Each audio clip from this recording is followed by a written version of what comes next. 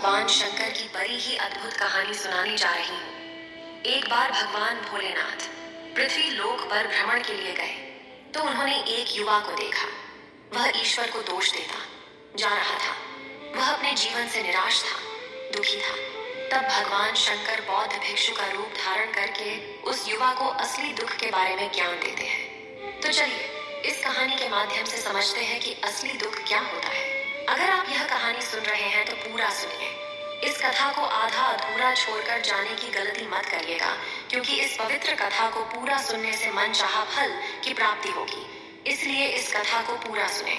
आप शिव भक्त हैं तो भोलेनाथ का अनादर ना करें। सुख और दुख एक ही सिक्के के दो पहलू हैं। ये बात तो आपने सुनी ही होगी।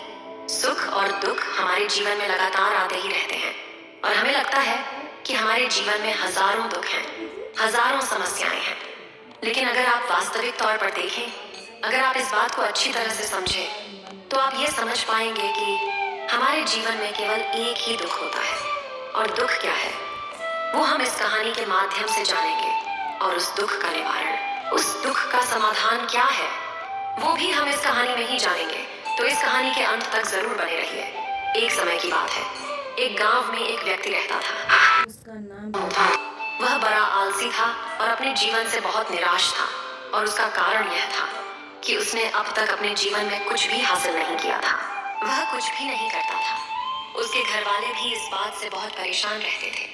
वे चाहते थे कि वे बाहर जाकर कुछ अच्छा काम करें, कोई अच्छी नौकरी कर ले, लेकिन वह उनकी एक नहीं सुनता था।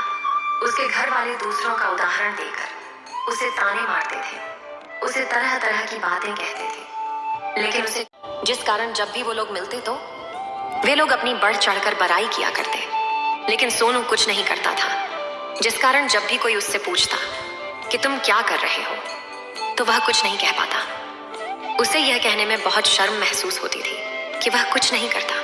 वो हमेशा सबसे केवल एक ही बात कहता था कि मैं कोशिश कर रहा हूँ। लेकिन उसकी कोशिशों का कोई भी फल किसी को नजर नहीं आ रहा था।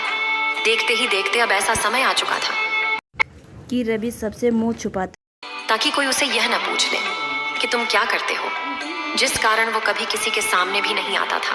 धीरे धीरे उसका मन दुखी होने लगा था। वह बहुत निराश रहने लगा था।